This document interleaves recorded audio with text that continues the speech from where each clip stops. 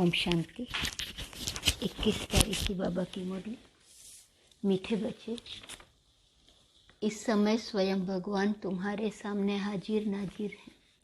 वह बहिश्त की सौगात लेकर आया है, इसलिए अपार खुशी में रहो।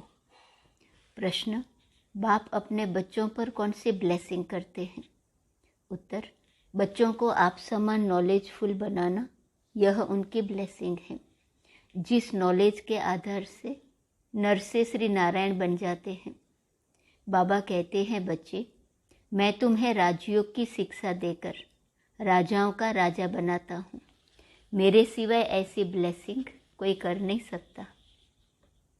आप समान नॉलेजफुल बनाना, यही बाबा की ब्लेसिंग है। गीत मुझे गले से लगा लो। ओम शांति। यह इस समय बांधेलियों का बुलावा है, क्योंकि सारी दुनिया उदास है। उसमें भी गोपिकाएं बहुत उदास हैं।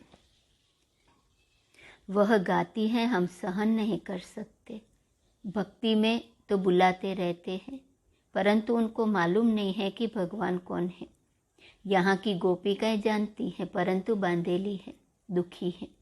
चाहती हैं बाप हमको गले का हार बना दे। रुद्रमाला शिव की मशहूर है, तो इस समय ब्राह्मणियाँ चाहती हैं कि हम शिव बाबा के गले में पिरोए रहें, क्योंकि इस समय स्त्री पुरुष आसुरी गले का हार है। बच्चियाँ चाहती हैं हम अब ईश्वरीय गले का हार बने। जरूर जब बाप हाजिर नाजिर हैं तब तो कहते हैं, जब कसम उठाते हैं तब कहते हैं, ईश्वर को हाजिर नाजिर जान सच कहेंगे। बड़े बड़े गवर्नमेंट के मिनिस्टर भी कसम उठाते हैं, गीता हाथ में लेते हैं, क्योंकि भारत का धर्मशास्त्र है। तो एक ईश्वर का कसम उठाते हैं। ऐसे नहीं सब ईश्वर हैं, सबका कसम उठाते हैं। तो जरूर बाप कभी हाजिर नाजिर हुआ होगा। इस समय तो नहीं है, सिर्फ तुम्हारे लिए हाजिर नाजिर है। तो तुम बच्चों को पढ़ा रहे हैं। शिवरात्रि भी मनाते हैं, तो जरूर आया होगा। कैसे आया, क्या आकर किया, यह कोई को पता नहीं है।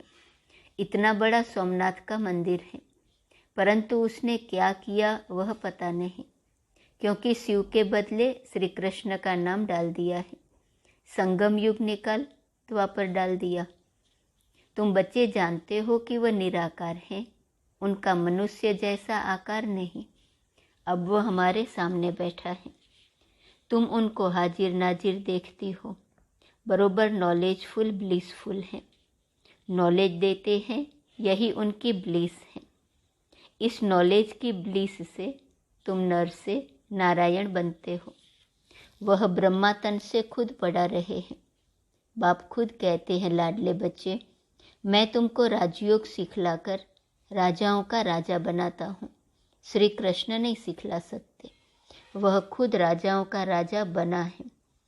वह सिर्फ एक श्री कृष्ण या लक्ष्मी नारायण नहीं होगा, सारी सूर्यवंशी डिनाइस्टी थी। उनका राज्य अब माया ने छीन लिया है। अब मैं फिर सन्मुख आया हूँ। अब तुम ब्राह्मणों के सन्मुख हाजिर नाजिर हूँ। अब बाप जो इतना दूर देश से आया होगा, तो जरूर कोई सौगात लाई होंगी। लौकिक बाप जब आते हैं तो कितनी सौगात लाते हैं। यह तो सबका बाप है, जिसको इतना सब याद करते हैं। दूर देश से आते हैं तो खाली हाथ थोड़े आएगा।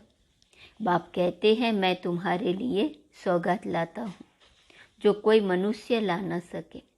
मैं बहिश्त हेवन लाता हूँ। कितनी बड़ी सौगात है।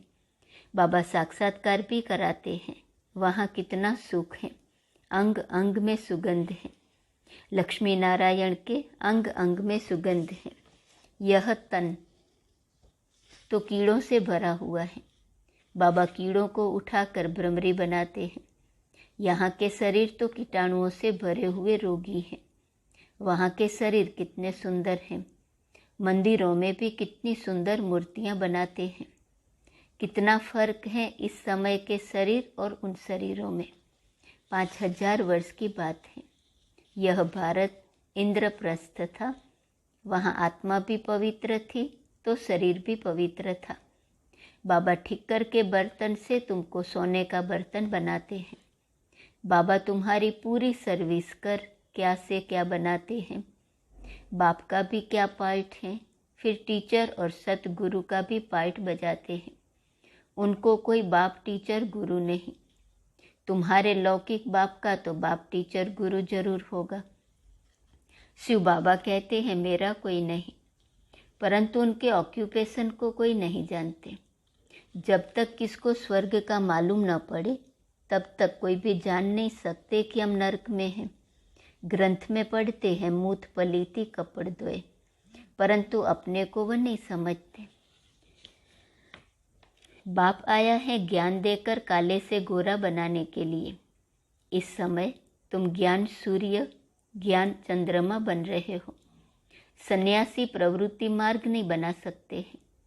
वह यह नहीं कह सकते कि हम तुमको राजाओं का राजा बनाते हैं। वह निवृत्ति मार्ग के हैं। डर कर घर बार छोड़ जाते हैं। यहाँ कोई डर नहीं। बाप के पास बच्चे आए हैं, कहते हैं बाबा हमारे में ताकत है, इकट्ठे रह पवित्र रह सकते हैं।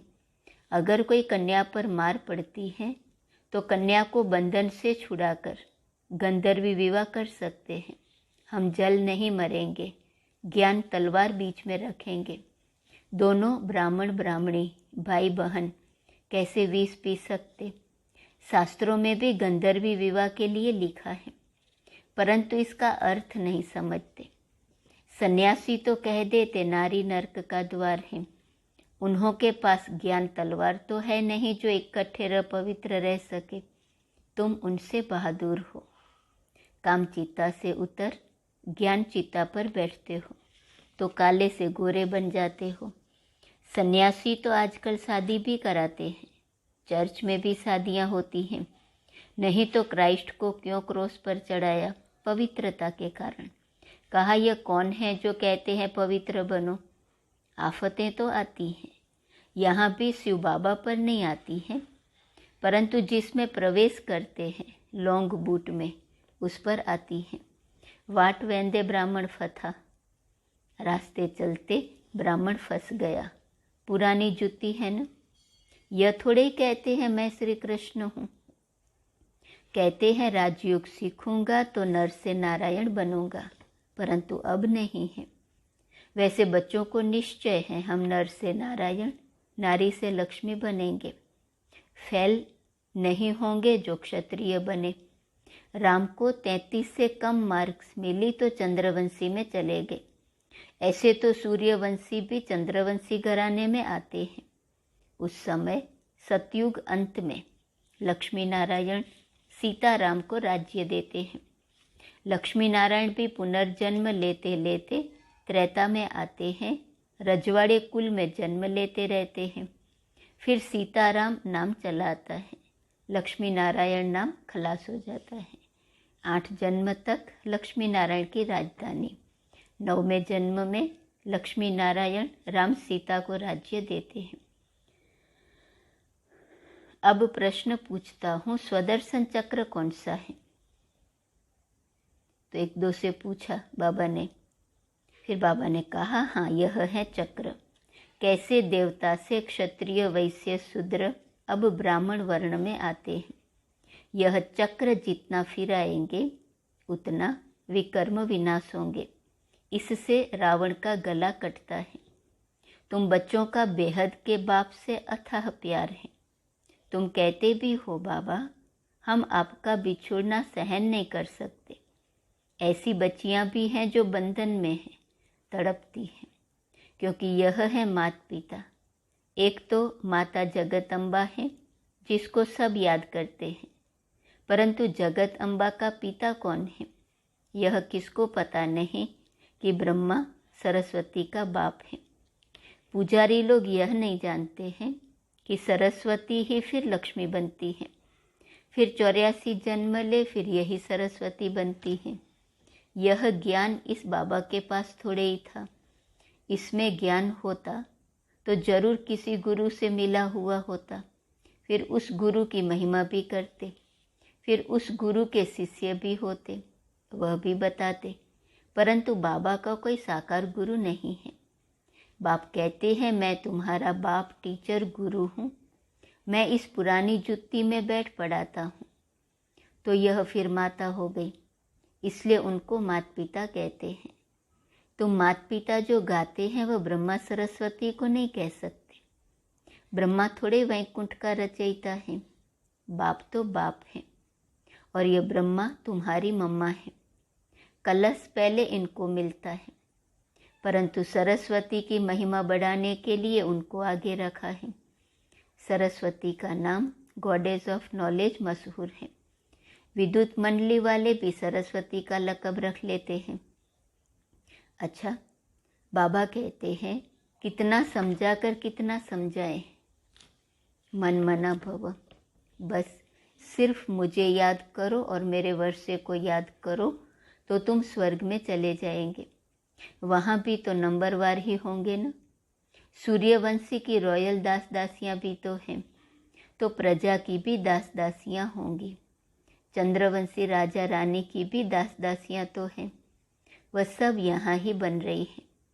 पूछो तो बता सकते हैं कि अगर अब तुम्हारा शरीर छूट जाए तो क्या जाकर बनेंगे। अच्छा, कोई भी बात समझ में न आए तो पूछ सकते हो। याद रखना, योग ठीक नहीं होगा तो वह सुख महसूस नहीं होगा। बाबा कहते याद रखना, योग ठीक नहीं होगा तो वह सुख महसूस नहीं होगा। शोक वाटिका में बैठे होंगे, स्वर्ग है अशोक वाटिका। सीता अशोक वाटिका में नहीं, शोक वाटिका में थी। अब तो सब शोक वाटिका में बैठे हैं ना। मनुष्यों को चिंता रहती है कि पता नहीं लड़ाई होंगी तो क्या होगा। हम तो कहते हैं कि लड़ाई लगे तो स्वर्ग के गेट्स खुले। अच्छा, याद रखना, सच्चे दिल पर साहेब राजी। अगर अंदर शैतानी होंगी तो विघ्न डालते रहेंगे, तो फिर कड़ी सजाएं खाएंगे। ट्रेटर्स को हमेशा कड़ी सजाएं मिलती हैं। यह तो सुप्रीम जज भी हैं। श्री कृष्ण का चित्र दिखलाकर बाबा ने कहा, देखो इन पर भी कितने कलंक लगाए हैं। इसने तो न कपड़े चुराए और न कंस जरासंगी को मारा। उसका भी अर्थात श्री कृष्ण का मुंह भी काला कर दिया है। अच्छा, बाप दादा तो तुम बच्चों के सन्मुख हाजिर नाजिर हैं।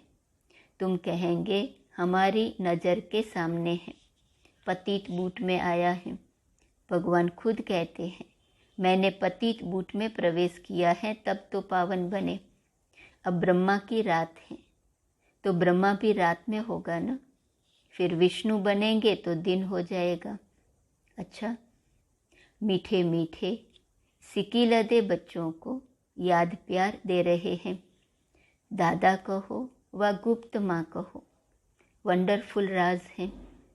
बाप दादा मीठे मीठे बच्चों को नंबरवार पुरुषार्थ अनुसार क्यों कहते? जानते हो बाबा प्यार तब करेंगे जब बाबा माफिक सर्विस करते होंगे। जो जैसी मदद करते हैं वह भी तो प्रजा में आएंगे ना। उसमें भी नंबरवार साहूकार प्रजा भी होती है। अच्छा, मीठे मीठे सिकीलदे बच्चों प्रति माता पिता बाप दादा का याद प्यार और गुड मॉर्निंग। रूहानी बाप की रूहानी बच्चों को नमस्ते, रूहानी बच्चों की रूहानी बाप को नमस्ते नमस्ते नमस्ते। धारणा के लिए मुख्य सार, पहली पॉइंट, सच्चे साहेब को राजी करने के लिए बहुत बहुत सच्ची दिल रखनी है, कोई भी विघ्न नहीं डालना है।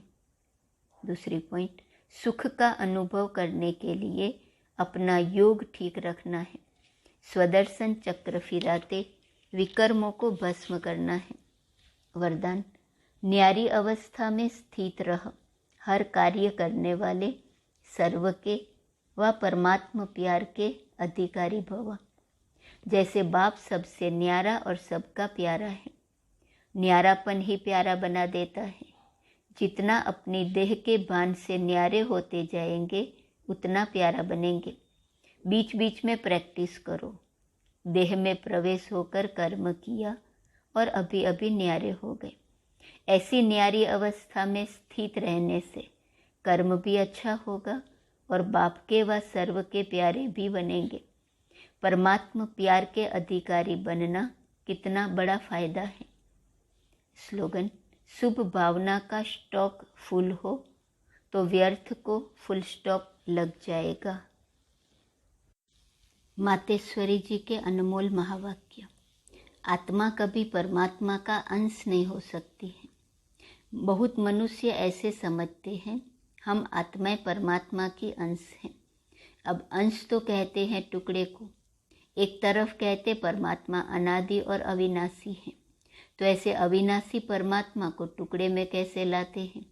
अब परमात्मा कट कैसे हो सकता है। आत्मा ही अजर अमर है, तो अवश्य आत्मा को पैदा करने वाला अमर ठहरा। ऐसे अमर परमात्मा को टुकड़े में ले आना गोया परमात्मा को भी विनाशी कह दिया। लेकिन हम तो जानते हैं कि हम आत्मा परमात्मा की संतान हैं, तो हम उसके वंशज ठहरे, अर्थात बच्चे ठहरे। वो फिर अंश कैसे हो सकते हैं।